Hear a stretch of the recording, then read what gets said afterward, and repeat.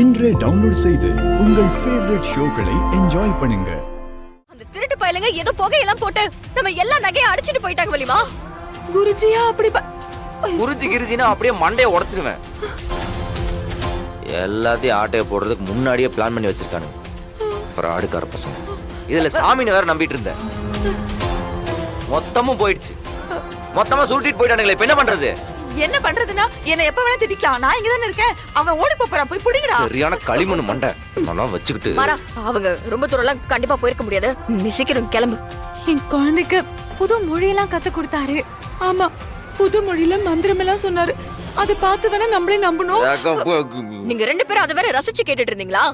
Fraud பண்ண வர்றவன் நல்ல விதமா தான் பேசுவான். நான் திருடன் என்ன நெத்தியில பச்சை ஊத்திட்டா வருவான். குடும்பமா சேர்ந்து ஏமாந்துட்டீங்களே. உன்னை எல்லாம் என்ன பண்றதுன்னு தெரியல. டேய், அவங்க ரொம்ப தூரம் போயிருக்க மாட்டாங்கடா. போடா, போய் தேடுங்கடா. போங்கடா, போங்கடா. டேய் வாங்கடா. இருக்க உனக்கு. என்னைய திட்டிட்டு இருப்பான். ஏய்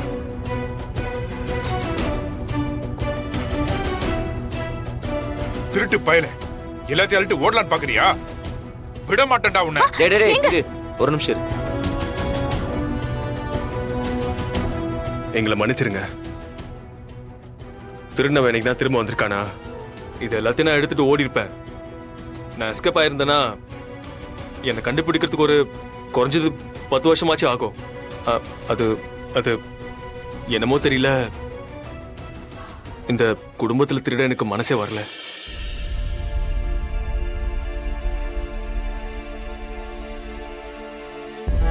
உங்களை மாதிரி ஆளுங்களை ஏமாத்த எனக்கு எனக்கு மனசே வரல. ஒருத்தருக்கு ஒருத்தர் விட்டு கொடுக்காத அண்ணன் தம்பிங்க, பிள்ளைங்க மேல உயிரா இருக்கிற அப்பா, இந்த இந்த வீட்டுல எல்லாருக்குமே தாயா இருக்கிற வள்ளி அம்மா, ஒரு குடும்பம் எப்படி இருக்கணும்ன்றதுக்கு நீங்க எல்லாம் உதாரணமா இருக்கீங்க. இப்ப கூட நான் என் தங்கச்சியோட ஆபரேஷனுக்காக தான் நான் இங்க திருட வந்தேன். ஆனா இந்த குடும்பத்தில் திருடி என் தங்கச்சியை காப்பாத்தினா அவ நல்லா இருப்பாளான்னு எனக்கு சொல்ல தெரியல.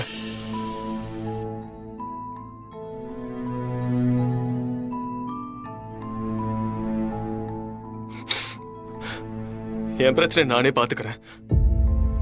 உங்களோட பணம், இந்த காசு எதுவுமே வேணாம்.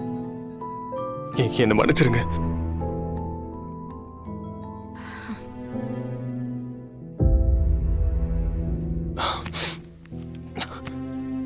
இந்தாங்கம்மா, இங்க இருந்து எடுத்துட்டு போன எல்லாமே இதுல இருக்கு.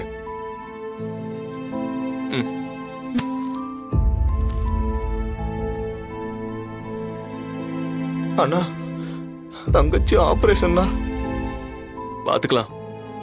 கடவுள் இருக்காண்டா, ஏதாச்சும் நடக்கும். உங்க எல்லாரையும் ஏதாவது நான் காயப்படுத்திருந்தா என்ன மன்னிச்சிருங்க. இதுதான் நான் பண்ண கடைசி திருட்டு. இதுக்கு மேல நான் திருடவே மாட்டேன். வர. நல்ல வேளை இவன் நம்மளை பத்தி எதுவும் சொல்லல.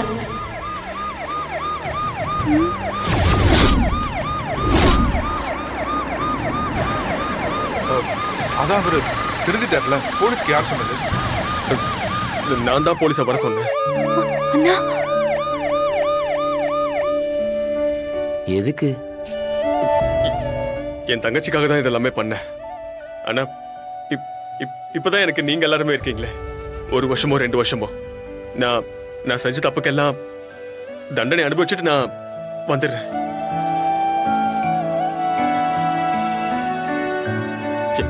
என் தங்கச்சியை மட்டும் பாத்துக்கிறீங்களா ப்ளீஸ்? என்ன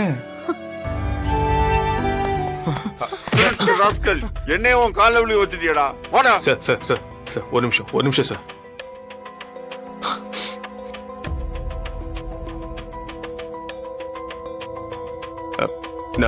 நான் ஒரு முக்கியமான விஷயத்த சொல்ல மறந்துட்டேன். ஐயோ, நம்மள மாட்டி விட போறானா?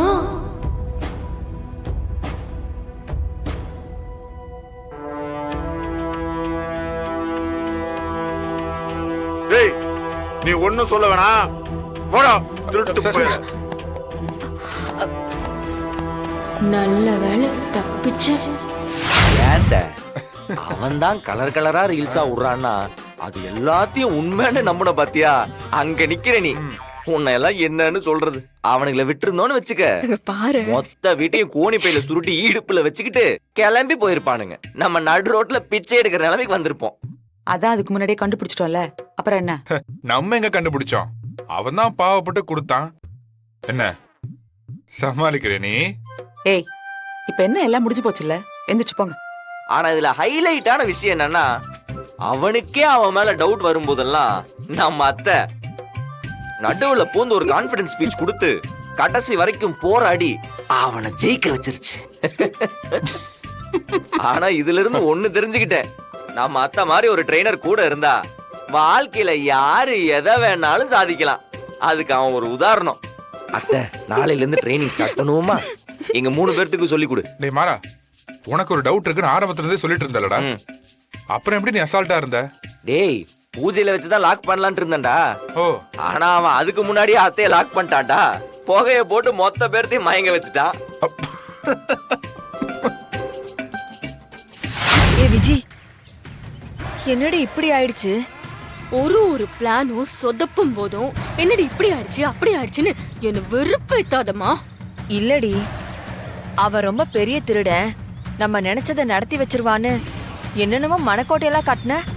கடைசியா அவன் மொத்தமா நமக்கு விபூதி அடிச்சிட்டு போயிட்டானே. இதுக்குதான் இந்த மாதிரி ஓவர் சென்டிமெண்ட் பாக்குறவனெல்லாம் கூட்ல சேர்த்துக்காதன்னு கேக்குறியா? இந்த பிளான் சொல்லும் போதே மேடம், நீங்க வேற ஏதாவது பிளான சொல்லிருக்க வேண்டியதானே? எல்லாத்துக்கும் தலையாட்டிட்டு சூப்பர் சூப்பர்னு வேற சொல்லிட்டு இப்ப பேசுறியா? பேசாம இரு. இந்த வீரா இருக்கால, அவ ஏதோ பெரிய ஹீரோயின் மாதிரியும் நான் வில்லி மாதிரியும் என்கிட்ட சவால் விட்டு போயிருக்கா. அவ கண்டிப்பா ஏதாவது செய்வா. அதுக்குள்ள நாம ஏதாவது பிளான் பண்ணி அவளை யோசிக்க விடாம பண்ணணும். என்ன பண்றது? நான் ஏதாவது ஐடியா சொல்லட்டுமா?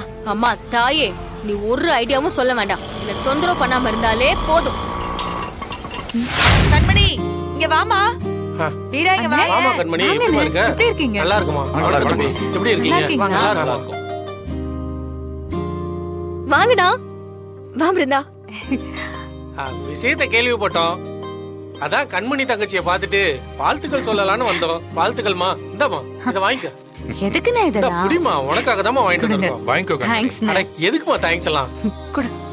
உங்க அண்ணன் இருந்தா இதெல்லாம் செய்வான் தானே? அதான் நாங்க செய்யறோம். நீங்க எப்படி அந்த ஆட்டோ ஸ்டாண்ட்ல பாண்டியன் இல்லாத குறை எங்களுக்கு வரக்கூடாதுன்னு நினைக்கிறீங்களோ, அதே மாதிரி தான் நாங்களும். நாங்க இருக்கிற வரைக்கும் உங்க அண்ணன் இல்லங்கிற நினைப்பே உங்களுக்கு வரக்கூடாதுமா. கொஞ்ச நாள் போட்டுமா, சீக்கிரமே ஆட்டோ ஸ்டாண்டுல சிறப்பா ஒரு வளைகாப்பே நடத்திடுவோம்.